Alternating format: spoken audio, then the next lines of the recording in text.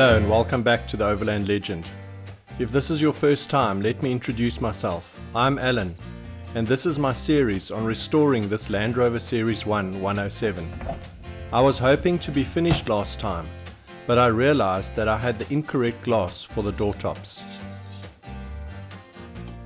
There are no more excuses now. I have to get this finished. And to add pressure, I have a fixed deadline to meet. An old-time Land Rover friend and follower of my restoration, Casey, from the Metal Dash Lunatics, has invited me to a classics and coffee on spring day, with the condition though that I must come in my 107. It was going to be a mad rush right up to the last minute, and I didn't know if I was going to make it.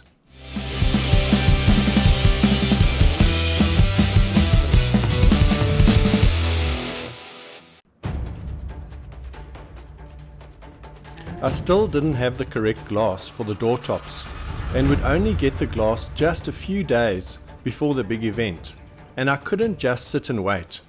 So I decided to do what I can in the meantime. I could prepare everything so that as soon as I got the glass, I could just screw everything in.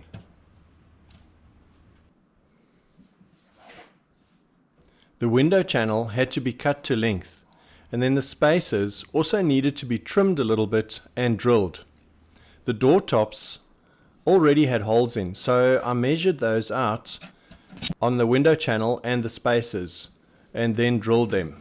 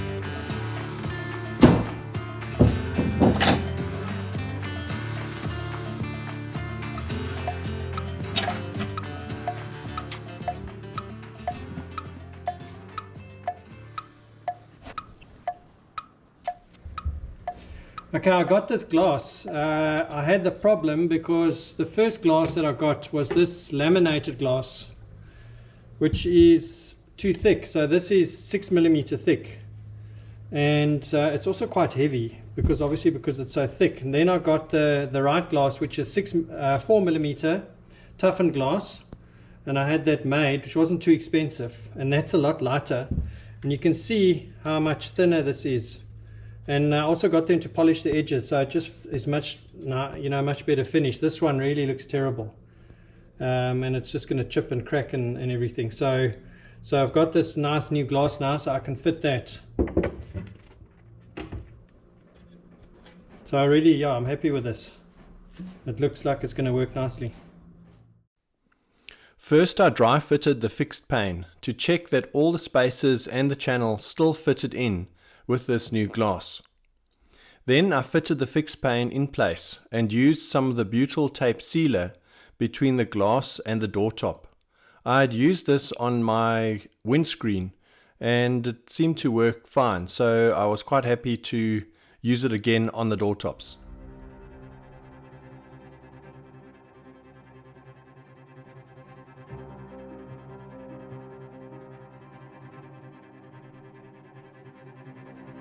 Unfortunately, some of my pre-drilled holes were no longer aligned with this new glass, so I had to re-drill some of them and make some a little bit bigger because the countersunk screws were still sticking out a little bit and the glass would touch those as it was sliding through the channel.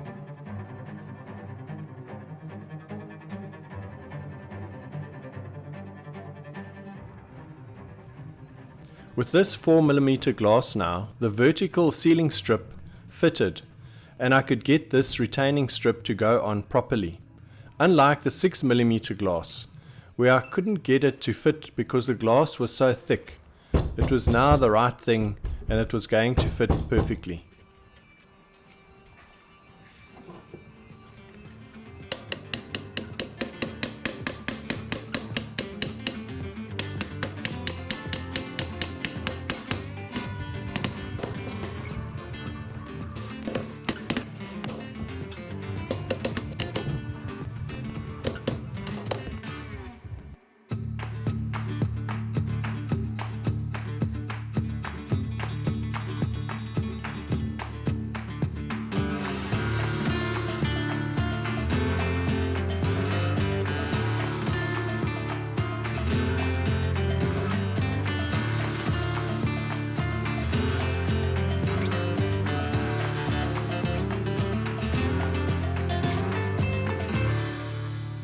These window tops had taken me longer than expected, and so the pressure was mounting.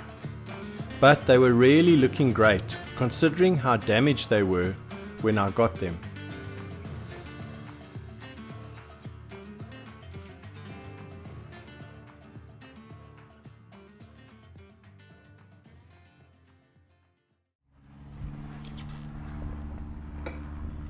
Now onto the last job, the door rubbers. I couldn't get the original door rubber, but found something that was as close as possible. The original strips for securing the door rubbers were all rusted and too wide for this rubber that I'd bought. So I had some 10mm stainless steel strips laser cut. These 10mm strips could then be inserted into the rubbers. It was a bit of a fiddly operation, and I used some soapy water to get the strips to slide in. Then I could pop rivet the rubbers onto the door channels.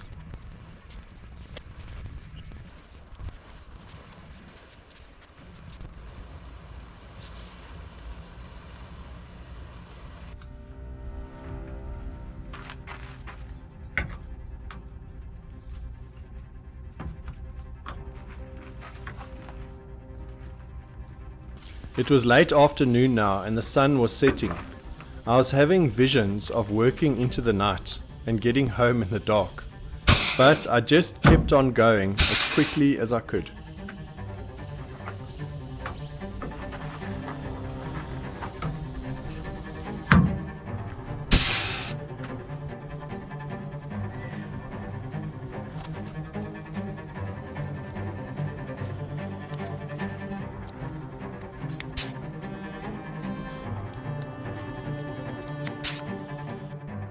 Oh, bit of a rush here, trying to get this landy finished because I want to go to that thing tomorrow. So I've just been putting the doors on, putting the door rubbers on, and I finished the windows. So I just want to put the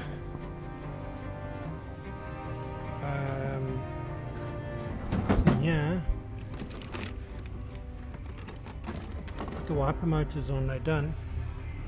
So I think I can just put them on now, and then yeah, we should be ready to go. Then I can put the doors on. I haven't finished the door rubbers yet, but I've got enough on. One on the top, I've got two on the bottom. Should be right. I'll finish the others later.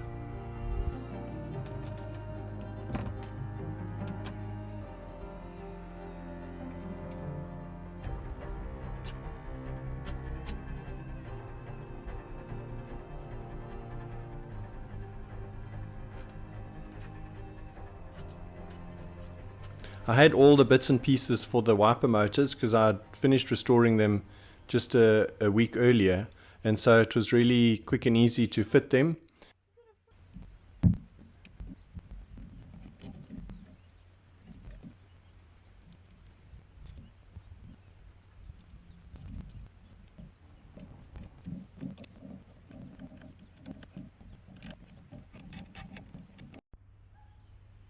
I upgraded this wiper system here, but to use this Series 3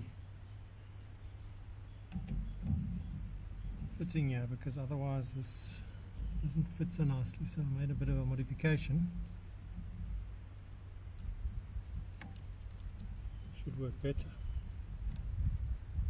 I hadn't fitted the actual wipers yet, so I did fit those as well. And I knew that they were still going to be a little bit too long because I needed to shorten the arms, but I was not going to have enough time for that, so I just put them on as they were. They still work, but I needed to actually just shorten it so that they sit properly and don't overlap in the middle of the vehicle. But that, unfortunately, I'd have to leave for another day because I really was not going to make it.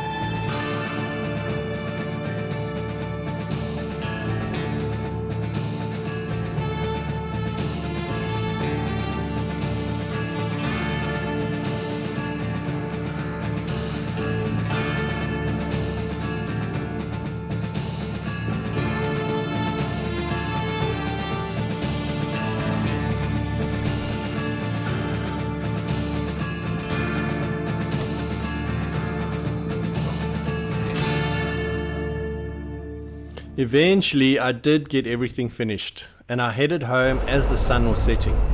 It was a special moment to remember driving this Landy home for the very first time.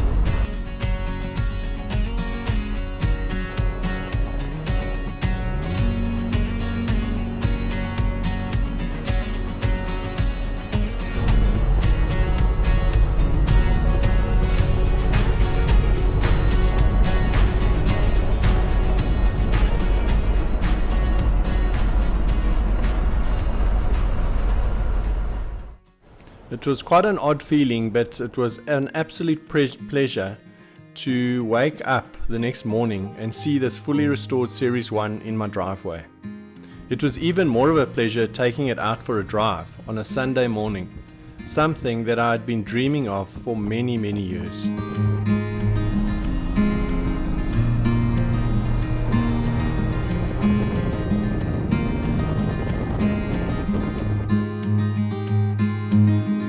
It was a small gathering at the Classics and Coffee with a couple of MGs and a Bentley.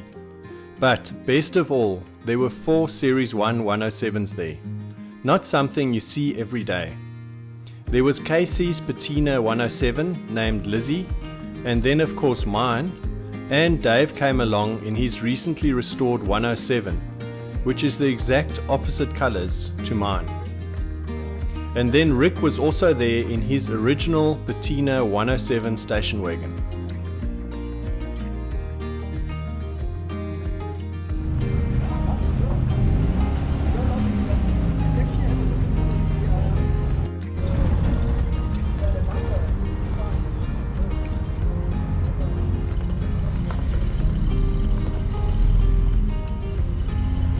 It was really a great morning out, and so nice to finally start enjoying this project that has kept me busy for so long.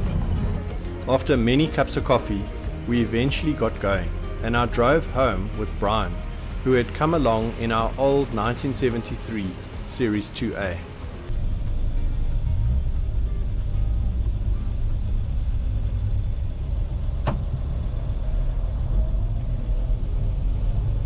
I still have a bit of a snag list to sort out on the Landy, but nothing major.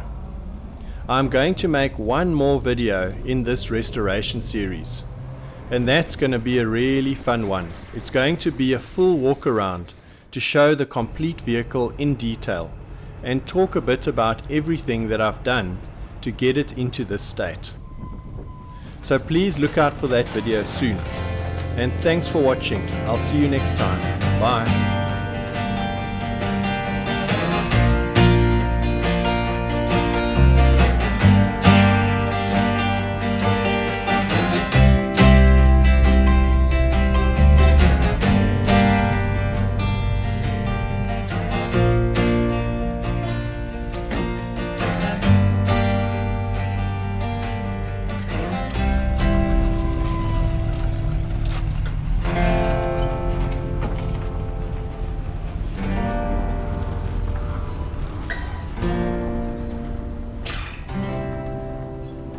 Bye.